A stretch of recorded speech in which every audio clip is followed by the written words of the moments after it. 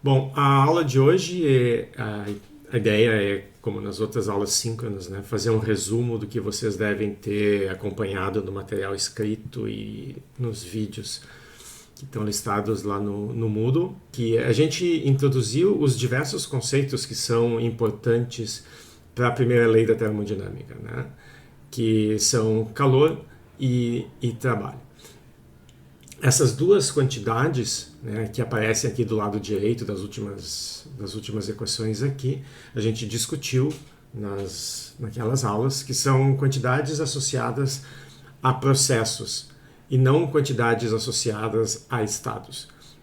Então, se eu parto de um certo estado inicial, né, termino o meu processo num outro estado final, eu fiz um processo ao longo desse caminho. E fixando esse estado inicial e esse estado final, existem inúmeros caminhos possíveis.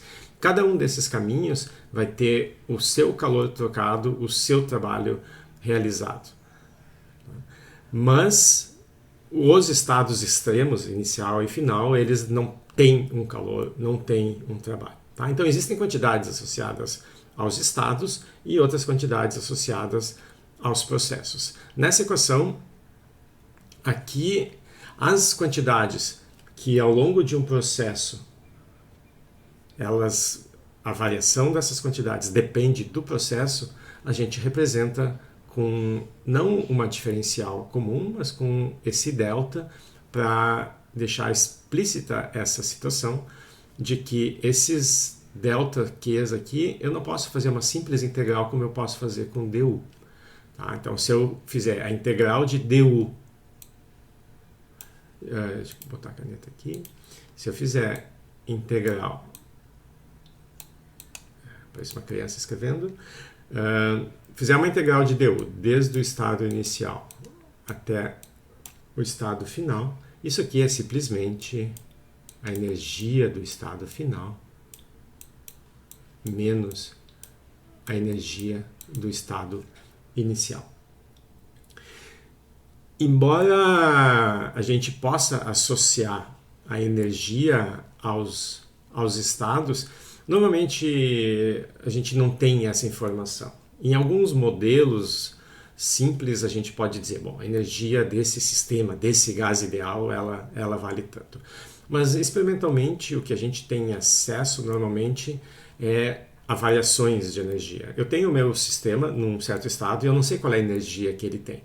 Eu posso mudar o estado dele e saber quanta energia ele ganhou ou perdeu. Tá? Então, o que eu tenho normalmente acesso é a essa quantidade inteira aqui, a variação da energia. Tá? Então, normalmente o que se faz é escolher um certo estado de referência e dizer, bom, em relação a esse estado, as energias dos outros estados vão ser tantos joules para cima, tantos joules para baixo e assim por diante, tá? Porque normalmente o valor absoluto, né, total da energia do sistema é uma quantidade complicada, a gente não tem acesso. Então, essas quantidades aqui do lado esquerdo são ou variações infinitesimais, variações pequenas, estão num processo infinitesimal, ou grandes variações, já quando eu tenho uma sequência desses processos infinitesimais, onde eu posso integrar e calcular a quantidade total. Já aqui do lado direito, eu também tenho essas quantidades infinitesimais, mas para não confundir com essas quantidades, tipo energia, onde faz sentido falar em energia final menos inicial, quando a gente integra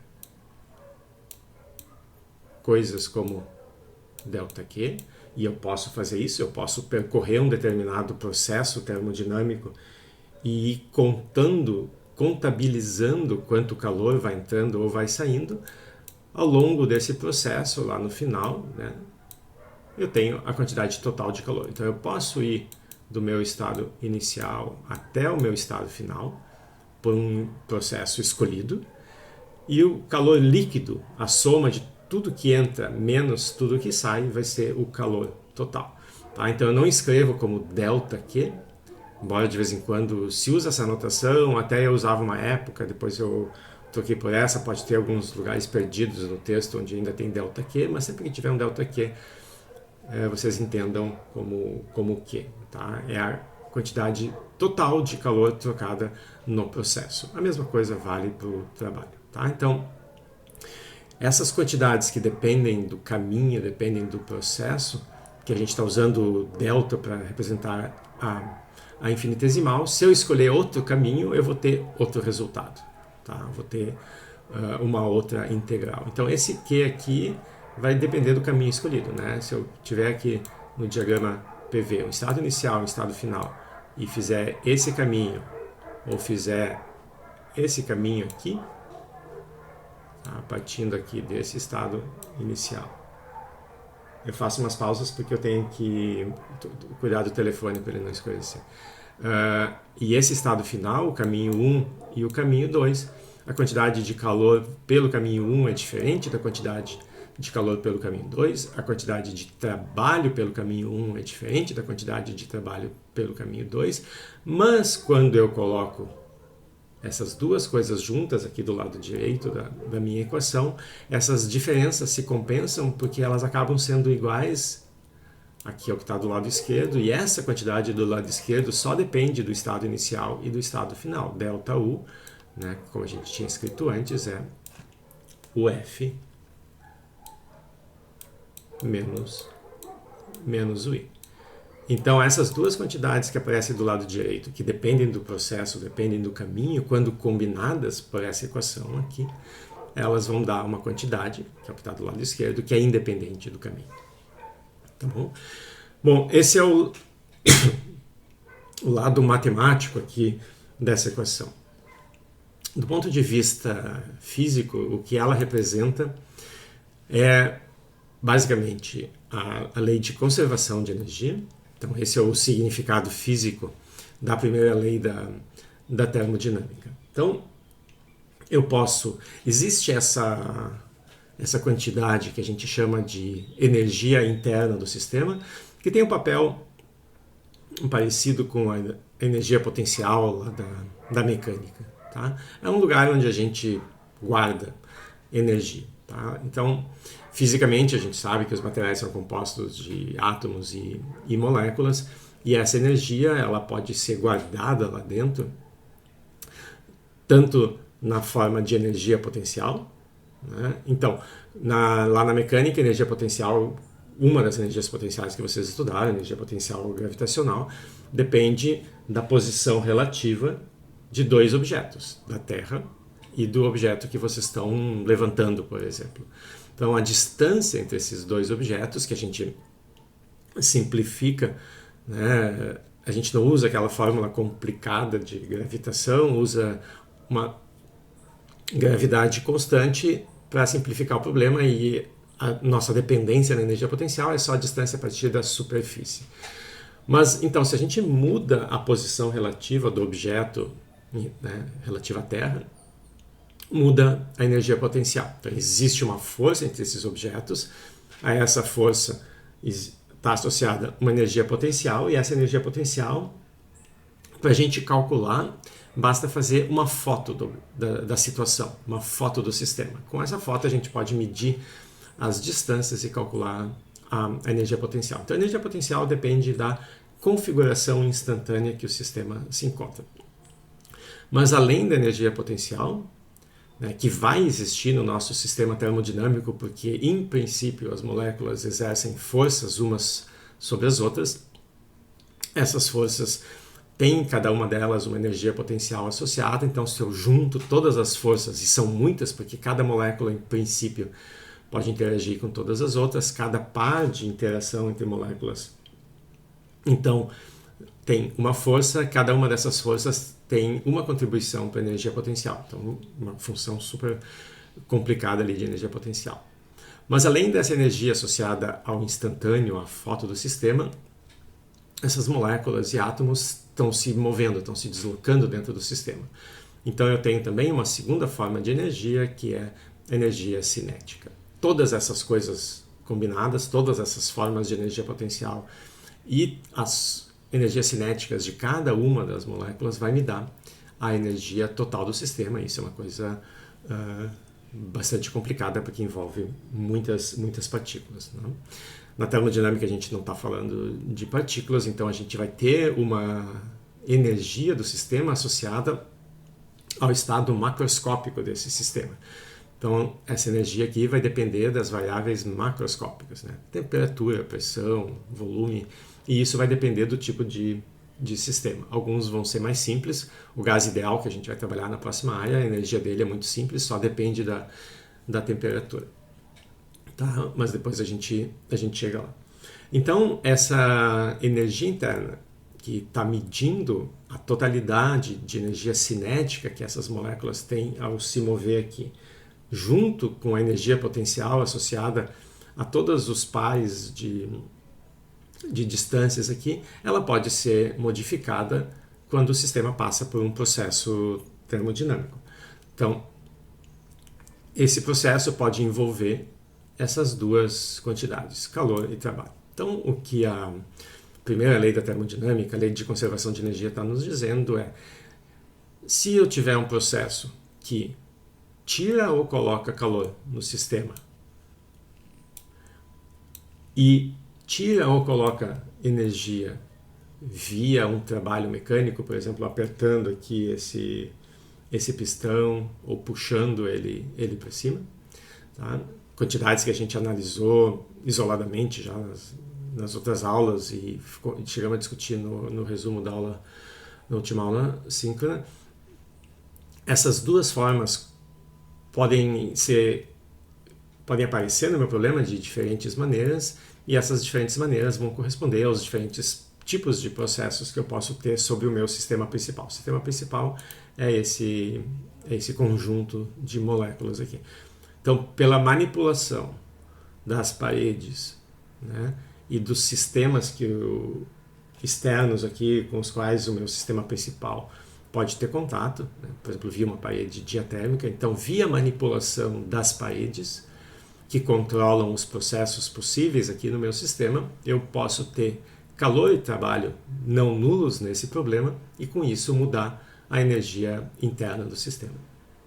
O que a primeira lei da termodinâmica me diz é que qualquer energia que entra vai ser armazenada na forma de energia interna, qualquer energia que sai vai sair dessa energia interna. Então a energia interna funciona como uma espécie de reservatório, de depósito aqui, para onde vai e de onde vem todas as energias que podem ser trocadas pelo sistema via processos termodinâmicos. Tá bom? Então esse é o espírito aqui da primeira lei. Então a primeira lei vocês vão usar nos problemas, né, porque dependendo do processo vocês podem conseguir calcular algumas dessas quantidades. Então se eu tiver um processo a volume constante, com uma determinada variação de temperatura, eu calculo a quantidade de calor, como a gente viu antes, né, usando o número de mols, o calor específico, a variação de temperatura. Ou se eu tenho um processo que me fornece a variação da pressão à medida que o volume do sistema muda, eu posso integrar isso aqui, né, como a gente já viu, e achar o trabalho. Então essas quantidades aqui eu posso calcular de diferentes maneiras e a partir delas posso descobrir qual é a variação da energia interna. Ou o sistema pode me fornecer informação sobre a energia interna e com isso eu posso achar qualquer uma dessas quantidades. Mas o importante é ter uma relação entre essas três quantidades que vai me permitir obter informação sobre aquela que eu não tenho, né, que eu não sei nada no início do problema, tá bom?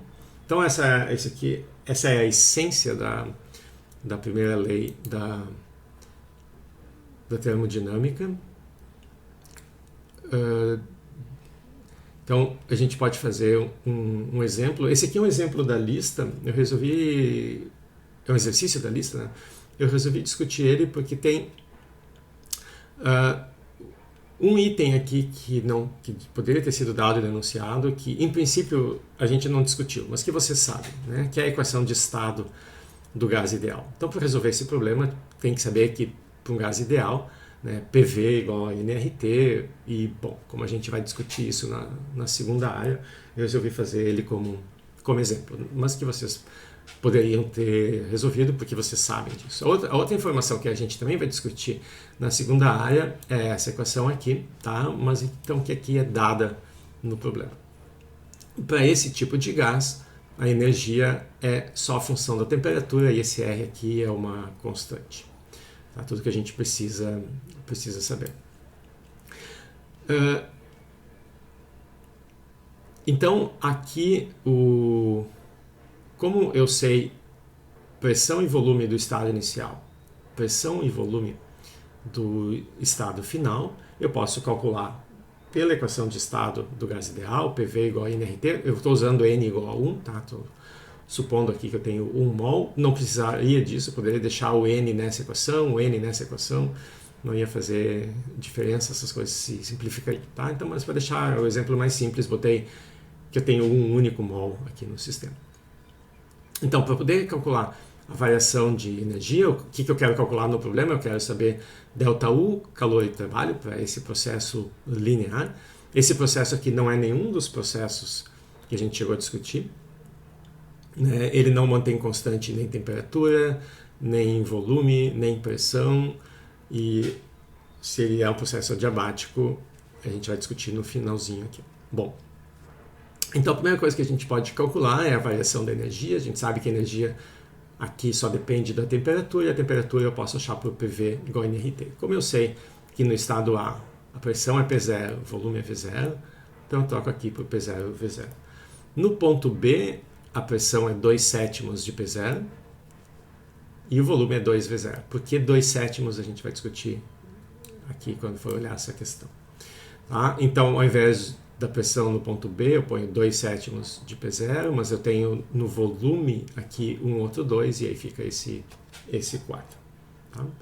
Então, essas são as duas temperaturas. Para calcular a variação da energia, eu faço a energia do estado final, que é 3RTB sobre 2, menos a energia do estado inicial, que é 3 meios de RTA. Tá? Então, substituo TA aqui, TB aqui, faço 4/7 menos 1, tá? E o resultado é menos 9/14 P0V0. Bom, para calcular o trabalho, aqui é simples, né? O trabalho a gente pode, se quiser, posso obter a equação da reta, fazer a integral, mas a gente sabe que a integral é a área embaixo dessa curva, e a área embaixo dessa curva é a área desse retângulo aqui, mais, desculpa, a área desse triângulo aqui, mais a área desse retângulo.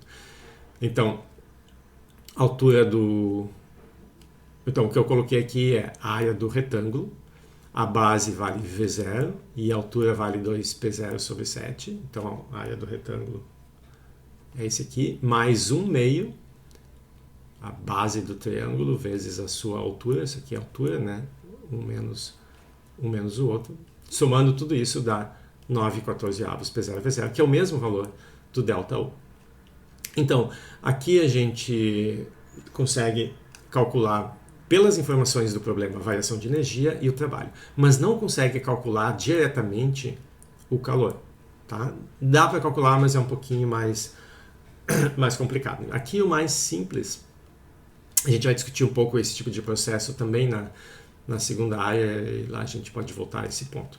Tá? Mas aqui a forma mais simples de obter o calor é usar o fato de que essas quantidades aqui e o calor são amarradas pela primeira lei da termodinâmica. Tá? Então, eu sei que ΔU vai ser calor menos o trabalho, e quando eu coloco isso na primeira lei da termodinâmica, o resultado é que o calor líquido é zero. Tá?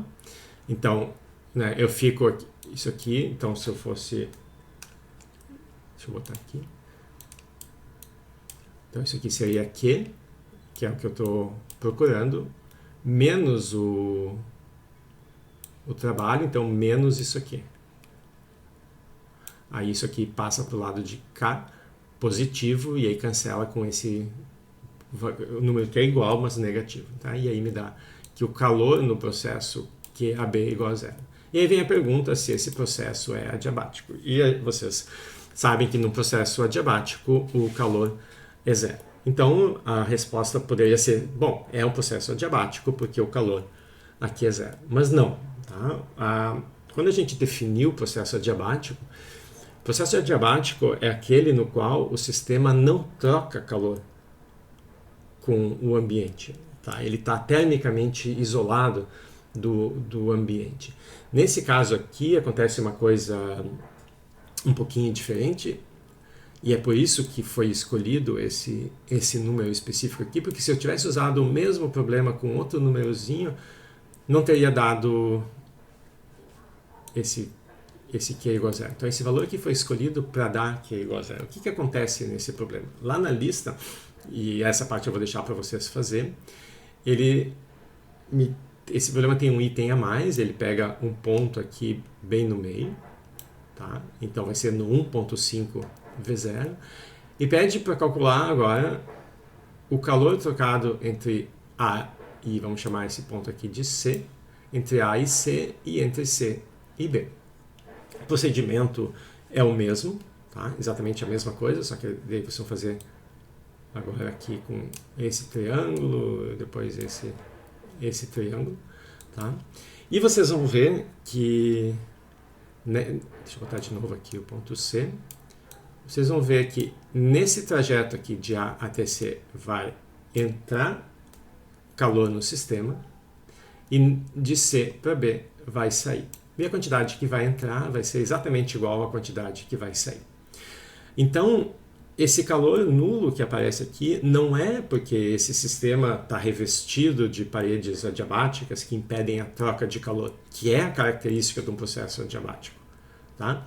Nesse processo, o calor deu zero simplesmente porque eu estou calculando o calor líquido no processo completo.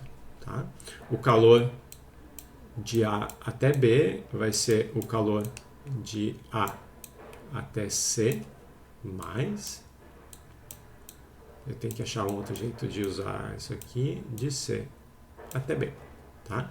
E eles são iguais em módulo e diferentes no sinal, e é isso que vai dar origem a esse zero. Se fosse adiabático, eu obteria de A até C zero, de C até B também zero, e não importa como eu dividisse esse trajeto aqui, eu sempre encontraria zero. Mesmo se eu pegasse trajetos infinitesimais ao longo de um processo adiabático, eu sempre vou ter ΔQ igual a zero, se for genuinamente adiabático. Aqui não. Já dividindo ele em dois, a gente vê que não é. Né? Então a resposta a pergunta, né, se o processo é adiabático ou não, é não. E o argumento é exatamente esse, né, porque o processo adiabático precisa ter calor nulo em todos os passos que o sistema dá. Né? Lembra, ele está fazendo um processo quase estático, de forma bem lenta para ir de A até B. Ele precisa que em nenhum desses pequenos passos exista uma troca de calor, o que não é o caso. Né?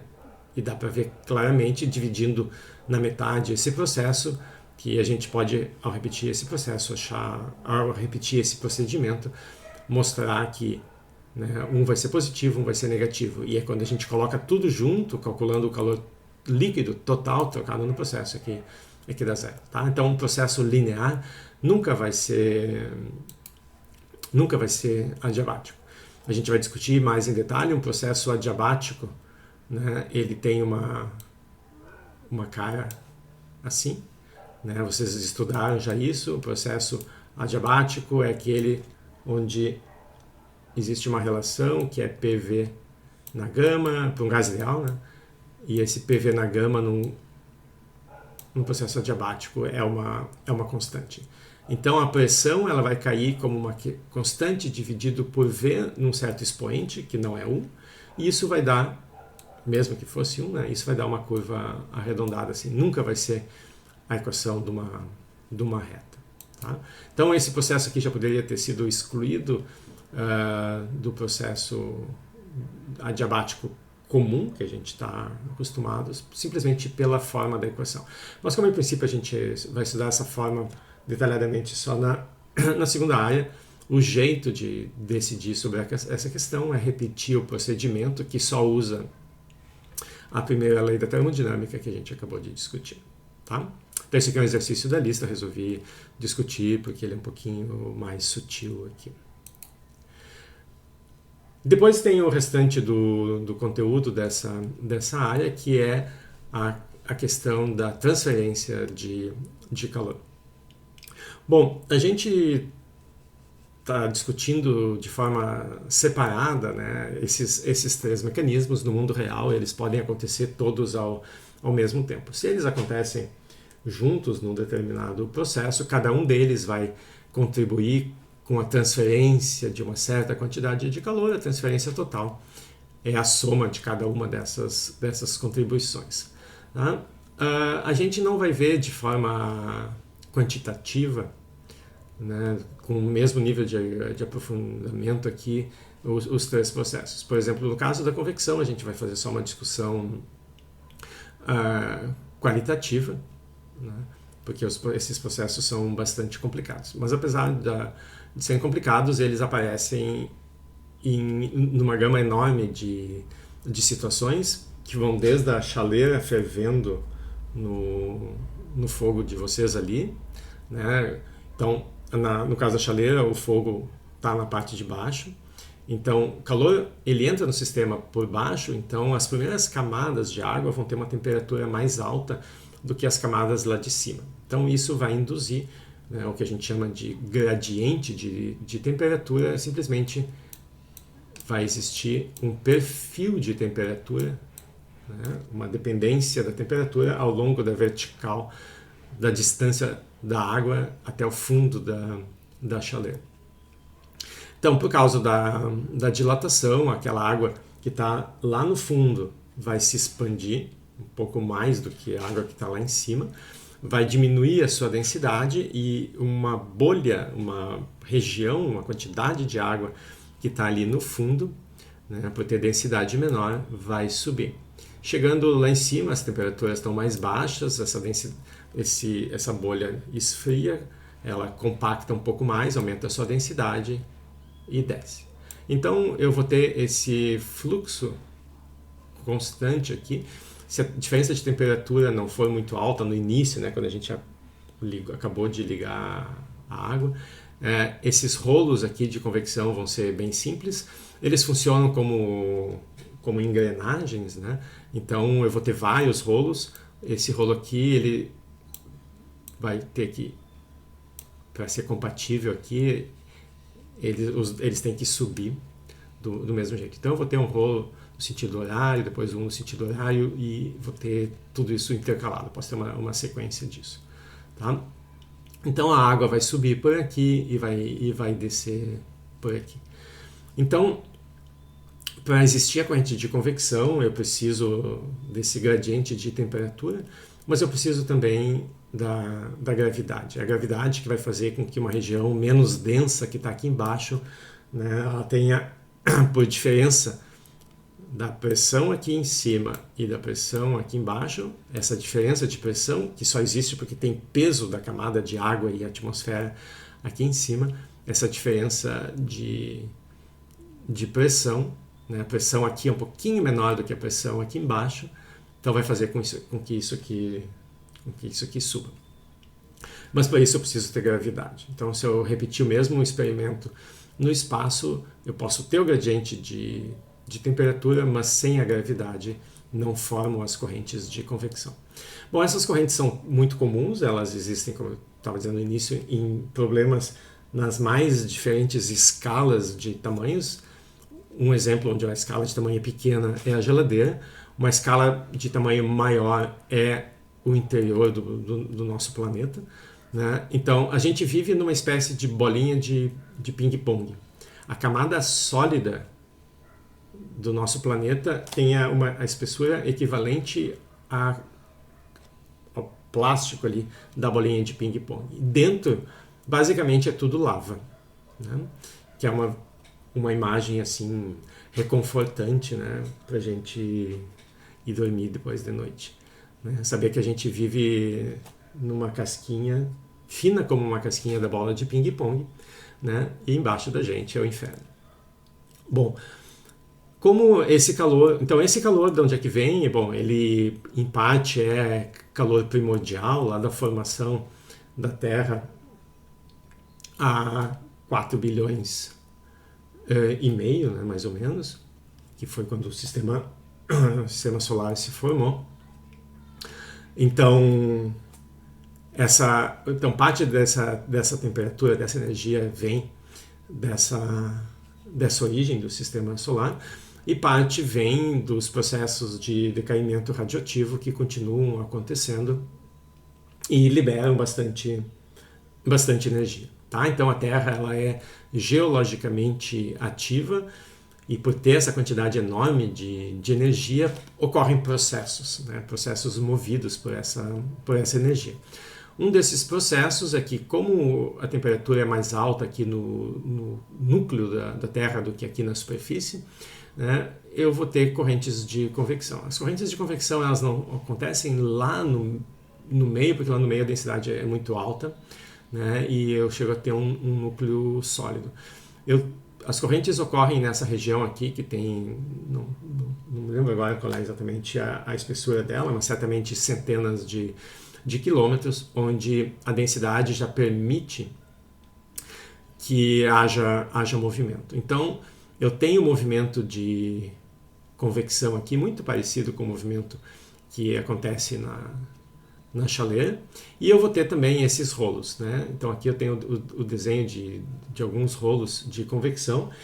Então, a gente sabe que a parte sólida do planeta não é uma camada única, né? A gente tem oceanos aqui no meio, e independente dos oceanos, se vocês olharem, se vocês removerem os oceanos, né, vocês vão ver que a superfície da Terra ela forma uma espécie de mosaico. É como se a bolinha de ping-pong fosse toda rachada em placas, né, as placas tectônicas. E essas placas tectônicas elas são movidas pelo movimento desses rolos. Então, se eu tiver uma placa tectônica aqui em cima e outra aqui, esse rolo de convecção vai fazer com que essa placa se mova para cá, e esse faz com que ela se mova para cá. Essas duas placas vão se afastar, que é o que está acontecendo com a placa sul-americana e com a placa africana. Então elas estão se afastando, o Oceano Atlântico está aumentando, né? A gente está se afastando da África a alguns centímetros, 1 ou 2 centímetros por ano dessa ordem, tá? Mas se eu pegar agora o próximo rolo aqui, essa placa vai ser movida na direção desse. Então, aqui, como essas placas estão colidindo, o que acontece é que uma entra por baixo da outra. Tá? E nesse processo, eu posso também ter a formação de montanhas, né? Porque elas estão colidindo, começa a uma empurrar, e ao empurrar acaba subindo. Isso é o que acontece do outro lado da América do Sul, ali nos Andes. Os Andes subiram, né? Vocês encontram fósseis marítimos lá no topo dos Andes, e esses fósseis são de quando essas placas estavam mais afastadas e estavam submersas. E aí, à medida que foram colidindo, né, com o passar do tempo, né, isso que a gente mede é o tempo geológico, é medido em milhões de anos. Esses fósseis que eram do fundo do mar agora estão lá no topo dos Andes. Já o que aqui, né, que é o que acontece lá no meio do Atlântico, essas placas estão se separando, e essa matéria que está subindo aqui pelos rolos de convecção, ela acaba saindo. Então aqui também acaba formando uma cadeia de montanhas. Existe essa cadeia de montanhas no meio do Atlântico. Essa cadeia foi descoberta porque eles usavam os navios que atravessavam o Atlântico, né, navios comerciais, eles usavam sonar. Então o sonar ele ia medindo a profundidade de onde o navio está. Então, uma viagem de navio, eu tenho uma linha que atravessa o oceano e nessa linha eu tenho a profundidade. É como se fosse um gráfico. Bom, quem colocou todas essas linhas juntas, né, descobriu, eu não lembro do nome dela, mas foi uma mulher, né, e tem um capítulo do Cosmos, vocês podem dar uma olhada, eu vou botar nas notas isso em algum lugar, tá? É mais uma das mulheres esquecidas na ciência, né, que fizeram descobertas fundamentais e foram esquecidas, ou quem levou crédito foi algum homem, né, o que é bem comum. Mas colocando junto, então, todas essas linhas, se descobriu essa cordilheira aqui no meio do Atlântico, e isso foi uma das evidências para a hipótese da deriva dos continentes, de que as placas tectônicas estão se movendo. Tá? Bom, então, são super importantes, porque o movimento dessas placas gera, por exemplo, terremotos, né? Então a nossa vida cotidiana é altamente influenciada pelas correntes de convecção que ocorrem no fundo do planeta. Indo para uma escala ainda maior, essas correntes ocorrem no Sol também. Então isso aqui é uma fatia parecida com essa fatia aqui, só que no Sol. Então isso aqui agora é um plasma, né? É um gás ionizado, é uma mistura basicamente de hidrogênio e hélio a altas temperaturas, então essas moléculas perdem os seus elétrons e ficam ionizadas, e esse gás fica subindo e descendo. Então, da mesma maneira, ele, ao chegar aqui em cima, diminui um pouco a temperatura, e essas regiões escuras é onde esses rolos de convecção, que como na Terra, né, são tridimensionais, não são bidimensionais, como eu desenhei aqui. Então, a superfície do Sol, se vocês olham, ela é assim, ela parece granulada, né? Aqui tem a Terra só para mostrar a escala do tamanho desse grão. Então, nesses grãos aqui no meio é onde o plasma está chegando, quente ainda, então parece mais brilhante. Aí ele esfria e desce aqui. Por onde ele desce, a temperatura é um pouco mais baixa, então por contraste, não é que seja pouco brilhante, mas é relativamente menos brilhante e fica escuro. Então as regiões escurecidas aqui é por onde o rolo de convecção desce. Tá? E aí forma essa estrutura complicada, granulada, porque esses rolos de convecção todos juntos acabam formando isso.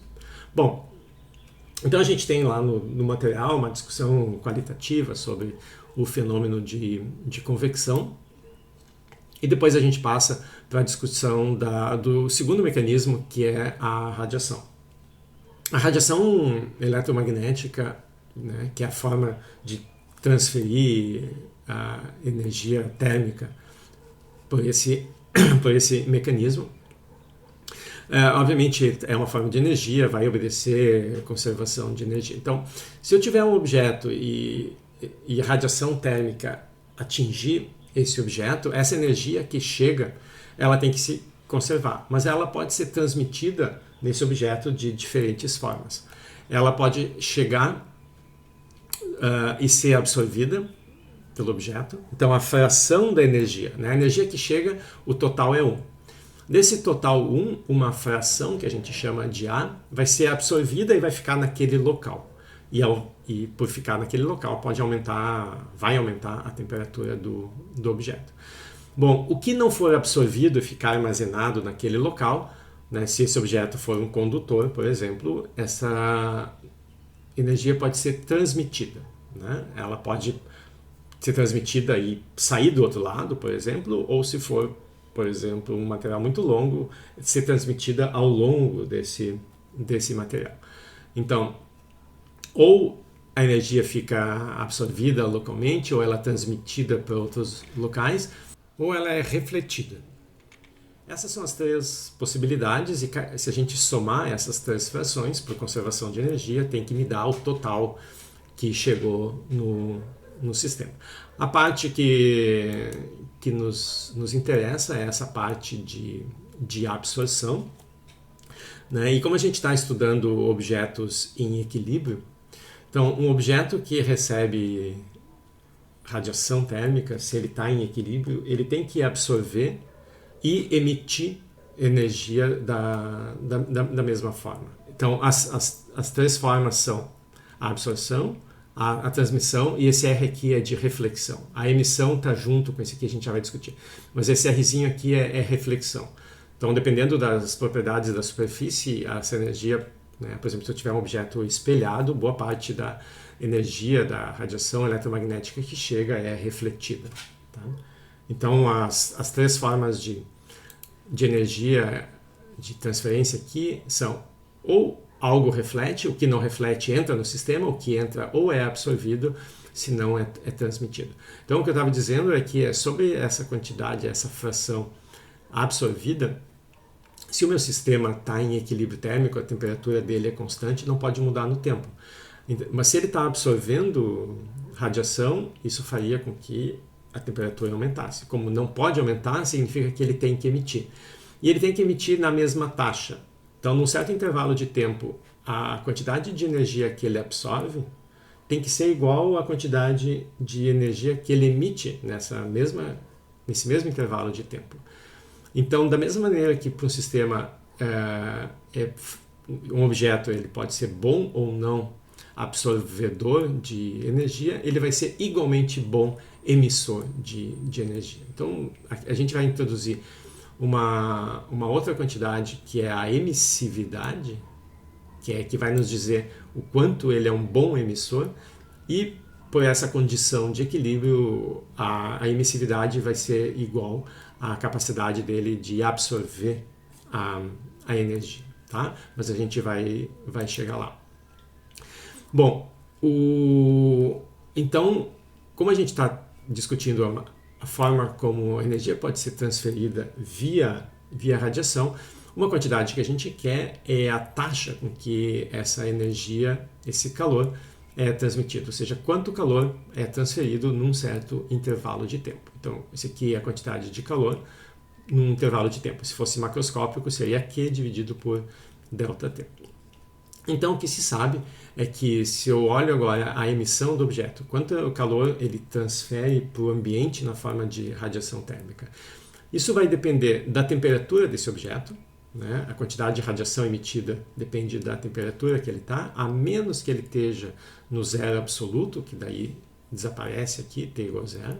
Tá? A menos que isso aconteça, para qualquer temperatura diferente de zero, vai ter radiação térmica. Tá? Então, qualquer objeto, por mais frio que seja, ele vai transferir alguma quantidade de calor. Bom, vai depender da temperatura. Quanto mais alta for a temperatura do objeto, mais radiação ele emite. Essa radiação tem que sair pela área, pela superfície externa do objeto. Quanto mais área ele tiver, mais calor ele perde por radiação. Tá? Por isso, por exemplo, que no inverno, né, onde faz muito frio, a gente tem que proteger as nossas pontas, né? Principalmente as pontas que ficam expostas, né? As pontas não expostas estão protegidas. Mas as pontas expostas, como dedos e nariz, elas têm, né? Olhem para o dedo de vocês. O dedo tem uma área muito grande relativa ao volume que está lá dentro. O volume, né, ali dentro estão acontecendo os processos que geram calor no nosso corpo. Então, a quantidade de calor produzido é proporcional ao volume interno. E a quantidade de calor perdida é proporcional à pele, à área do meu dedo, né? A quantidade de pele. E aqui, relativamente, eu tenho pouco. Se vocês pegam uma região da barriga, do peito, da perna, tem um volume muito grande por trás daquela superfície. Mas no dedo não, no nariz não.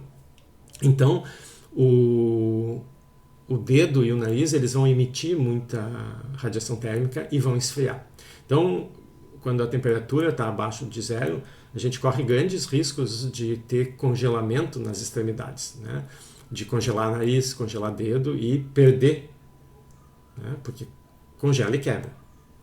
Então, isso acontece muito com o pessoal. Agora já existe tecnologia para isso, né? Mas acontecia muito com os primeiros exploradores, né, da Antártica, da Antártida e do Ártico, né, deles perderem essas extremidades. Então tem que a gente tomar muito cuidado, né? Depois existe uma dependência também no tipo de objeto, tá? Então a quantidade de calor que vai ser emitida vai depender o quanto a superfície do objeto é brilhante, é rugosa, né, da cor. Então, várias características que vão definir o quanto esse objeto é bom para emitir radiação, e isso está tudo condensado nessa constante epsilon, que é a emissividade, que é uma característica do objeto. Tá? Aquele objeto que é o melhor emissor é aquele para o qual epsilon é igual a 1. Todos os outros objetos vão ter uma emissividade que vai ser uma fração da emissividade desse objeto ideal. Tá? Então, os valores de emissividade vão ser entre 0 e 1. 1 é aquele objeto que transmite o máximo possível, 100%. Um objeto que é não tão bom emissor, ele pode emitir 50% disso. E aí o epsilon pode ser 0,5. O objeto que a gente chama de o emissor ideal é chamado de corpo negro, tá? Porque, como eu falei no início, a capacidade dele emitir é igual à capacidade dele absorver, e essas duas coisas são iguais para garantir o equilíbrio térmico. O objeto que emite melhor é o objeto que absorve melhor. Então, o objeto, a gente chama ele de corpo negro porque toda a luz que chega é absorvida, nada é refletido, e então ele não tem cor. Então, essa emissão é diferente da reflexão. Tá? A reflexão é uma parte daquela radiação que chegou no objeto e não foi absorvida por ele. Né? O que acontece, por exemplo, um objeto espelhado. O objeto espelhado ele tem uma refletividade muito alta, então essa fração aqui é muito próxima de 1, e como ele reflete quase tudo, ele absorve muito pouco. Então, o objeto espelhado ele absorve muito pouco. Como ele absorve muito pouco, ele vai ter pouca energia também para emitir. Mas, bom, agora então, vamos pegar um objeto que está a uma certa temperatura, tá? Em equilíbrio, então essa temperatura é constante, e esse objeto ele é banhado por radiação térmica. Então, significa que ele está absorvendo. Alguns vão absorver mais do que outros. Tá? Vamos pensar, então, no corpo negro, naquele objeto que absorve toda a radiação que chega nele. Tá? Então, a absorção aqui é 1. Bom, então, o objeto ele vai absorver essa radiação, tá? Mas ele vai emitir também. Tá? Então, enquanto a emissão depende da temperatura dele, a absorção vai depender da temperatura externa. Tá? Então, eu vou ter uma quantidade, um fluxo, uma taxa de calor sendo emitida pelo objeto todo o tempo. Tá? Então, isso aqui é o fluxo Ezinho aqui de emissão. E uma quantidade, uma taxa sendo absorvida. Então aqui tem a absorção. Esses dois processos acontecem ao mesmo tempo e a energia que esse objeto vai absorver vai depender da energia que está sendo emitida pelo ambiente, e essa energia que está sendo emitida pelo ambiente depende da temperatura do ambiente. Né? Então aqui aparece a temperatura do ambiente. Se eu quiser agora calcular a taxa líquida, né, quanta energia o objeto está absorvendo efetivamente via a radiação, eu tenho que descontar uma da outra. Eu tenho que pegar o que ele absorve e descontar o que ele emite. Então eu vou ter essas duas expressões aqui, uma menos a outra. O sigma, o epsilon e o A são comuns, eu boto em evidência e eu fico com a diferença de temperaturas. Como a gente está exigindo a condição de equilíbrio, eu não posso mudar a temperatura do objeto. Mas se algum desses fluxos fosse diferente do outro, se o sistema emitisse mais do que ele absorve, ele esfriaria. Se ele absorvesse mais do que ele emite, ele aqueceria. Tá? A única situação onde eu consigo manter constante a temperatura é quando essas duas quantidades são iguais. E para elas serem iguais, a temperatura do objeto tem que ser igual à temperatura do ambiente. Tá? Então, na condição de equilíbrio, né, eu tenho aqui o meu objeto, eu tenho alguma radiação que chega aqui do ambiente e eu, com uma certa quantidade de energia por unidade de tempo, e ao mesmo tempo esse objeto emite energia, né, a mesma quantidade de energia naquele intervalo de tempo. E essas quantidades são iguais para garantir o equilíbrio térmico. Se não fossem iguais, as temperaturas seriam diferentes.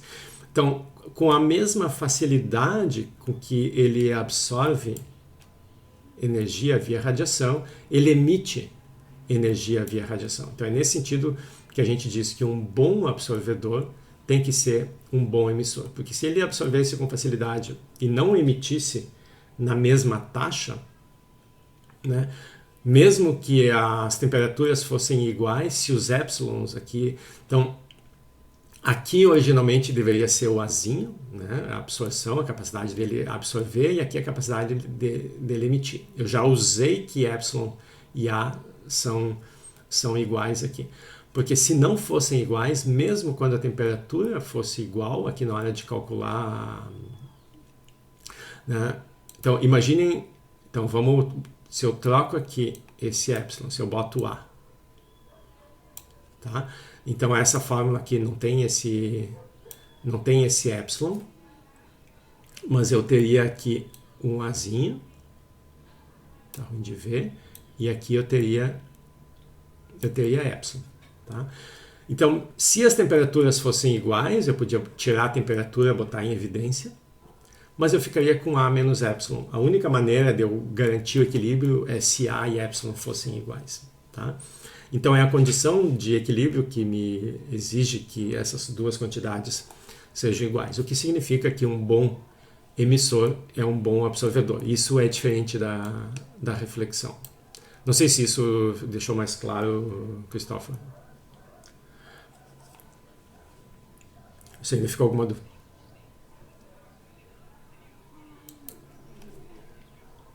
Pode me mandar uma mensagem, pode aproveitar a aula de segunda, como tu preferir, tá? Como quiser. Então tá. Bom, então essa aqui é o segundo mecanismo de transferência de calor, e a gente vai agora para o último ponto da aula, que é o caso de transferência via condução. Então, aqui na figura, por exemplo, eu tenho dois objetos. Em azul, a gente representa a temperatura mais baixa, em vermelho, a temperatura mais alta.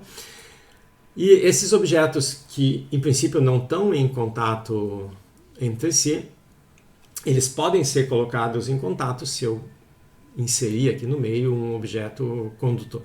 Tá? Então, a gente vai considerar esses dois sistemas como reservatórios térmicos. Aqui eles não estão representados em escala, mas a ideia é que o sistema vermelho e o sistema azul, eles são muito maiores do que o sistema que nos interessa, que é aqui no meio. Então, mesmo que o calor saia do reservatório vermelho, a temperatura TQ, e seja conduzido através do objeto até o reservatório azul, que está a temperatura TF, isso não vai fazer, na maior parte das situações que a gente vai se interessar, com que a temperatura desses reservatórios mude. Essa é a definição de reservatório. Eles são tão grandes comparados à quantidade de calor que vai nos interessar aqui, tá? Que mesmo perdendo essa quantidade de calor, isso não vai fazer com que a temperatura baixe. Tá? Então esses TQs e TFs aqui são constantes no nosso problema. Então a gente motivou lá na aula como é que a gente chega nessa equação. Então essa equação também está me dando a quantidade de calor que é transferida, a taxa com que esse calor é transferido. Então calor por unidade de tempo.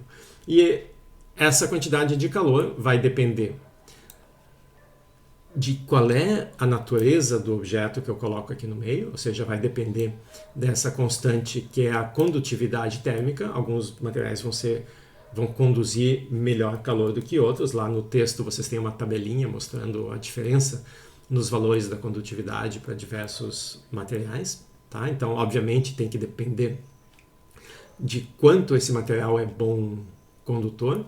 Imagine que seja água passando, isso aqui seja um cano. Né? Vai depender da seção reta por onde passa essa energia, é um fluxo de energia, como se fosse um fluxo de água. Então, quanto mais largo for, né, mais energia, mais fluxo eu posso ter. Então, também é proporcional à área. E vai depender também do gradiente de temperatura. Né? Qual vai ser a diferença de temperatura entre esses dois objetos. Se a diferença for pequena, isso vai gerar uma corrente de calor pequena, da mesma forma como se isso aqui fossem 2 reservatórios de água, né? Isso aqui fosse um cano, e o que me interessa aqui não é a temperatura, mas as alturas relativas. Então, se eu levantasse aqui o reservatório de água vermelho em relação ao azul, tá? O que vai importar para a quantidade de calor que vai ser conduzida de água, né? No caso da analogia, no intervalo de tempo, vai depender do quanto é inclinado esse ângulo. Né? Um ângulo mais inclinado vai despejar mais água do que um ângulo que tem uma inclinação muito pequenininha. Tá? Então, o fluxo de calor, assim como o fluxo de água, vai depender de quanto cai a temperatura à medida que o x, que está aqui, né? Isso aqui é x, em função de x. Então, à medida que o sistema sai da região onde a temperatura é mais alta e se desloca para a região onde a temperatura é mais baixa, o quanto essa temperatura vai caindo, qual é o gradiente de variação. Então, são dessas coisas que o fluxo de calor depende no processo de condução. E esse sinal de menos aqui é colocado porque a temperatura o perfil de temperatura é assim, a temperatura é mais alta do lado esquerdo, mais baixa do lado direito, e o calor passa da esquerda para a direita. O calor vai da região de maior para a região de menor temperatura. Então, o dt dx é uma inclinação negativa, e o calor, a corrente aqui de calor, para a direita tem uma inclinação positiva. Então, o sinal do dqdt é o contrário do sinal do dt dx, então, por isso que tem esse sinal de menos aqui. Tá? Quando o dt dx é negativo, o dqdt é positivo e vice-versa. Tá? Bom,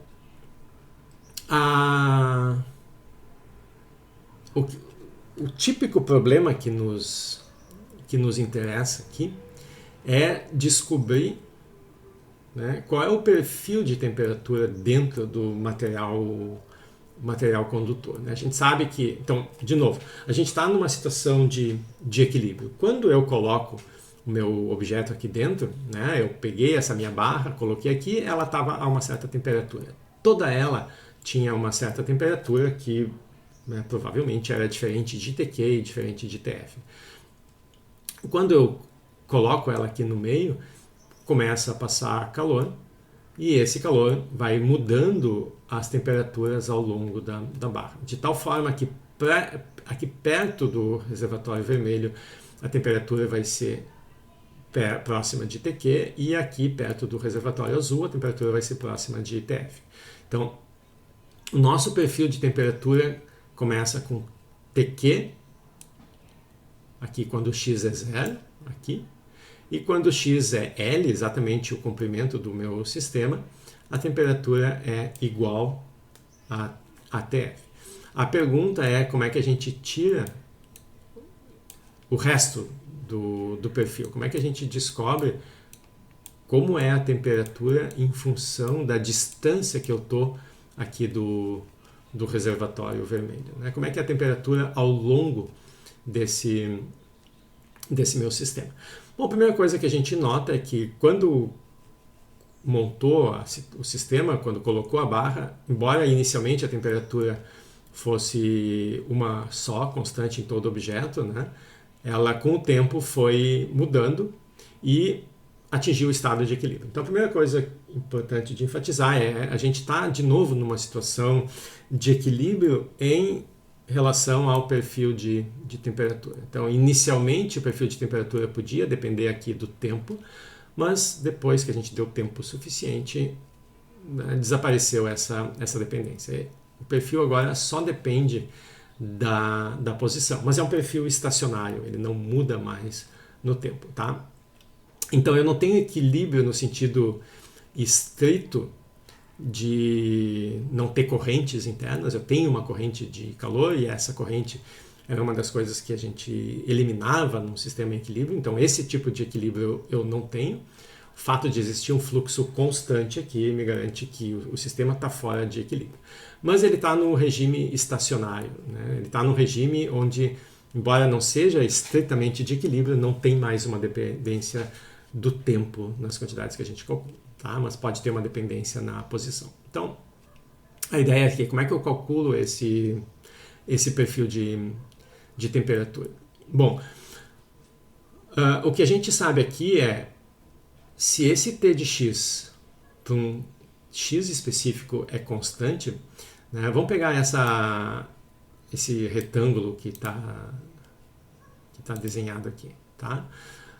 A quantidade de calor que entra por ele, né? Se eu pego vou pegar uma fatia aqui do meu sistema, tá? Eu estou olhando essa fatia aqui. Está entrando calor por essa parede e vai sair calor por essa aqui. Se a quantidade de calor que sai aqui é diferente da quantidade de calor que entra aqui, significa que ou o calor foi absorvido e ficou aqui no meio, ou ele foi alguns átomos radioativos podem existir aqui e calor pode ser produzido e aí sai mais calor dessa parede do que entrou por essa. Qualquer que seja a situação, se a quantidade de calor que entra for diferente da quantidade de calor que sai, é porque ou a energia foi absorvida ou foi produzida aqui, tá? E esses são processos que vão modificar a temperatura local, né? Então, se o sistema absorver uma parte dessa corrente de calor e ficar com essa energia, a temperatura dele vai aumentar. Se a temperatura aumentar, significa que ela está dependendo do tempo e ela quebra a nossa exigência de que as temperaturas são constantes, tá?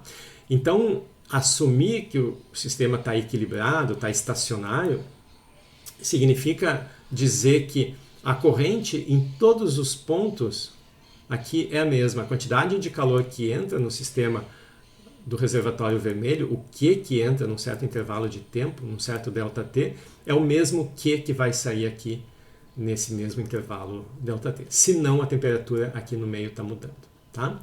Então, o que eu estou dizendo é que a corrente de calor, esse dQ/dt, que está do lado esquerdo da equação, não pode ser função da posição. A corrente, se eu usar uma seção reta aqui, usar essa seção reta, usar qualquer seção reta aqui para calcular, tem que ser a mesma, tá? Então, essa equação do lado esquerdo não pode depender do tempo e não pode depender da posição. A corrente tem que ser sempre a mesma. Se o lado esquerdo não pode depender da posição, é porque o lado direito também não pode depender da posição.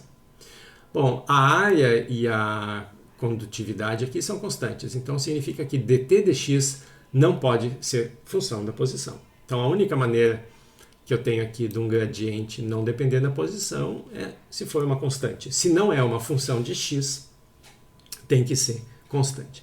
Então a condição de equilíbrio térmico impõe que dt dx, que é a única quantidade que eu tenho aqui do lado direito que poderia depender da posição, de fato não depende. É uma constante.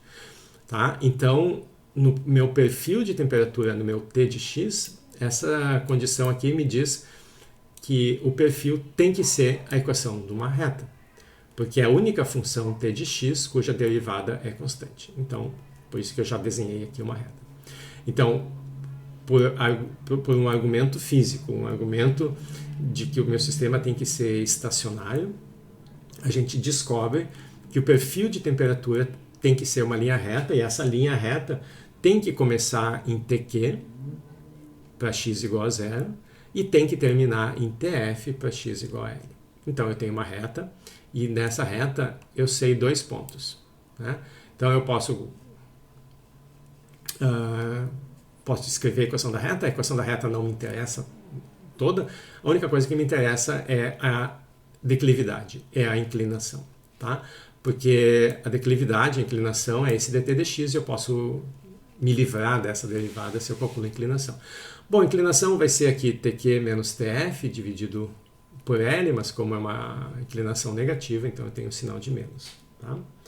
Então, a derivada pode ser facilmente calculada, porque a gente sabe que a derivada é a inclinação da reta, e a inclinação da reta é um triângulo, eu posso calcular a tangente aqui.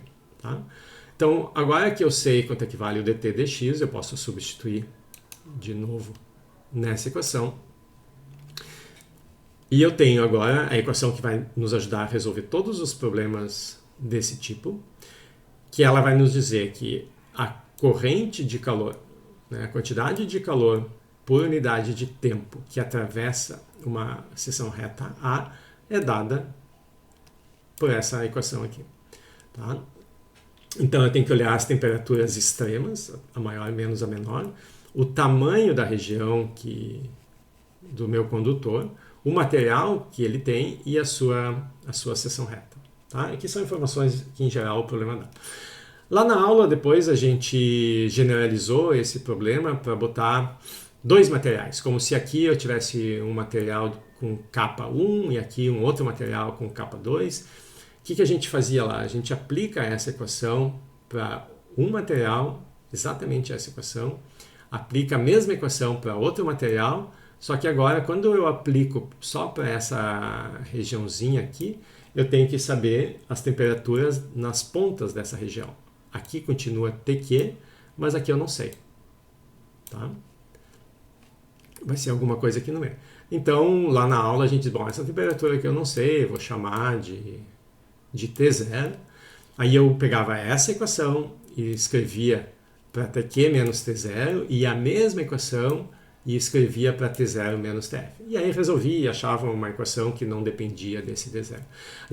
Aquilo ali vocês podem considerar como se resolve um problema com mais de um objeto. Mas vocês não precisam daquelas equações para resolver problemas que envolvem mais de um objeto. Vocês só precisam dessa equação. Tá? Essa equação aqui resolve todos os problemas. Se eu tiver vários objetos, vocês escrevem uma equação para cada pedaço do objeto. Tá? É isso que é feito nos exemplos simples que tem no texto dessa aula. Tá? Vocês podem resolver, então, tudo usando só essa equação. Não precisam daquelas equações mais complicadas, aquilo ali é só para mostrar alguns conceitos importantes. Tá? Então, para a gente terminar, vou fazer um outro exemplo, também tirado da lista, de um problema que eu considero talvez um pouco difícil demais.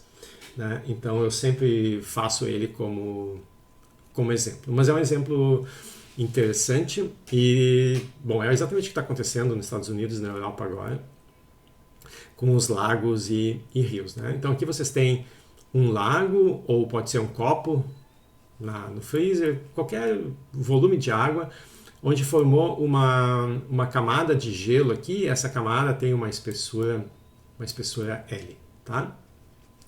Bom, como aqui embaixo eu tenho, pelo menos perto aqui da parte de baixo da água, eu tenho água e gelo existindo ao mesmo tempo, coexistindo, então eu sei que a água, perto do gelo, ela está na temperatura do gelo, que é 0 graus. Porque se ela estivesse abaixo de 0, ela já teria congelado. E aqui do lado de fora, o problema me diz que a temperatura é menos 10. Tá? Então é mais frio do lado de fora. Então esse sistema está perdendo calor nesse sentido. Então vocês podem ver que eu tenho exatamente a mesma situação que eu tinha antes. Eu tenho um reservatório de calor aqui, a temperatura mais alta, que é 0. Um segundo reservatório de calor aqui, que é a atmosfera, a uma temperatura mais baixa, menos 10. E o meu material condutor aqui no meio, que é o gelo. Tá? Então vai aparecer a condutividade do gelo, que está também na tabelinha lá da lista. Então o meu problema agora ele é olhado aqui na vertical. O que acontece? Quando o sistema perde calor, esse calor vai sair dessa região que está aqui pertinho, e essa região vai congelar. Como a água aqui dentro já está no ponto de congelamento, todo o calor que for perdido vai ser usado para congelar mais. Então, o que significa que essa camada aqui vai aumentar de espessura. O problema aqui é que a gente calcule quanto aumenta, né? Quantos centímetros aumenta por segundo, por hora, é bem lento, né? Então aumenta 4 milímetros aqui por hora. E o problema aqui é que a gente calcula. Então a gente começa exatamente com o que foi discutido ali antes. A quantidade de calor que vai ser transferida aqui nesse processo é a equação que a gente obteve no slide anterior, né? Aqui é a diferença de temperatura. Então esse ΔT a gente conhece, é 0 menos 10, então esse ΔT aqui é 10. O L é a espessura da camada de gelo que eu já tenho naquele momento, né, que é 5 centímetros, então o L eu tenho. Esse A aqui a gente não sabe, o que significa que provavelmente ele vai desaparecer no problema. O kappa tem. E o que eu quero é o ΔL. O ΔL em função do tempo. Então eu tenho que achar uma maneira de fazer aparecer esse ΔL. Então o que a gente sabe? A gente sabe que num certo intervalo de tempo, que também nos interessa, tá? Vai sair uma certa quantidade de calor e esse calor vai ser usado para congelar um volume de água. Quando eu souber qual é o volume de água que vai estar aqui, eu vou saber qual é a espessura ΔL aqui. Tá? Então, esse calor é usado para congelar a água, então é a massa de água que vai ser congelada, vezes o calor latente de solidificação, que também é conhecido, e eu substituo isso aqui nessa equação. Então, ao invés do Q, eu troco por L vezes M, a equação continua igualzinho. Eu tenho que dar um jeito de aparecer um ΔL, porque ΔL sobre ΔT, que é o que eu quero calcular. Bom, essa massa, qual é o volume que essa massa ocupa? É o volume entre a linha pontilhada e o bloco de gelo, né? Então, esse volume tem a mesma seção reta do que eu estou usando aqui, e a altura é ΔL. Então aqui essa é a maneira que a gente tem de introduzir o ΔL, vai ser escrever essa massa como sendo, né, massa como sendo densidade vezes volume, porque densidade é massa dividido por volume, e usando essa densidade a gente vai fazer aparecer o ΔL, tá? Então o volume que essa massa ocupa é A vezes ΔL, e o volume a partir dessa equação vai ser massa dividido pela densidade. Então eu posso substituir essa massa aqui, né? Tanto faz, eu posso isolar a massa e substituir aqui, eu posso isolar o A e substituir aqui, tanto faz. Então aqui eu isolei o A, mas podia ter isolado a massa, eu acho melhor isolar a massa, mas tanto faz. Então, essa equação aqui, junto com essa equação aqui, a gente pode isolar uma das quantidades e substituir. Então, eu substituo aqui. Esse M que está aqui vai cancelar com esse M que está aqui. Então, desaparece, né? Já desapareceu o A. Então, quando a gente substituiu lá, né? Deixa eu cortar o M aqui, aparece o ΔL que eu queria, que eu passo para o lado de cá, né? Então, ΔL sobre ΔT, que é o aumento da espessura do gelo por tempo, né? E todas as outras quantidades que sobraram aqui eu conheço. A condutividade do gelo, ΔT, que é 10, o calor latente de solidificação, que eu peguei na tabelinha, a densidade do gelo, que também está na tabela da lista, e o L, que é o problema me dá. Então, tudo isso aqui é conhecido, basta colocar os numerozinhos e sai o valor, tá? Bom, então era isso que eu queria discutir com vocês, né? Então fazer um resumo do que foi visto nos últimos textos, nos últimos vídeos, e fazer alguns exemplos dos problemas que eu considero um pouco mais complicados da lista. Tá? Com isso, vocês têm condições de resolver todos os problemas que estão lá. Claro, alguns vão ser um pouquinho mais sofisticados, tem que tentar encaixar aquela situação dentro do que a gente viu, né? Por exemplo, se eu tiver um cano por onde passa um líquido e em volta desse cano aqui se forma uma camada de gelo, eu tenho o mesmo problema de antes. O que eu tenho que fazer? Eu tenho que pegar aqui e cortar uma fatiazinha desse meu sistema, e aí eu tenho exatamente a situação de antes. Um gelo condutor aqui no meio, a temperatura do lado de fora, a temperatura do lado de dentro, e aí eu posso aplicar a minha equação. Tá? Mas a primeira coisa é entender a situação do problema e dizer, bom, tá, nessa situação aqui eu posso de novo aplicar essa equaçãozinha. Tá? Então tem que entender o contexto do problema para poder aplicar. Tá? Então, com isso vocês têm condições de resolver o restante da lista. Não quer dizer que não vão ter dificuldades, mas a nossa aula de segunda vai ser exatamente para resolver as dúvidas que vocês ficarem ainda da lista. Né? Enquanto isso, vocês podem continuar mandando as dúvidas por mensagem ou pelo fórum. De preferência no fórum para todo mundo poder ver. Tá bem? Alguma pergunta? Alguma dúvida? Então, bom almoço para vocês, boa aula se tiverem, né? E bom final de semana. Até segunda então, gente. Tchau, tchau.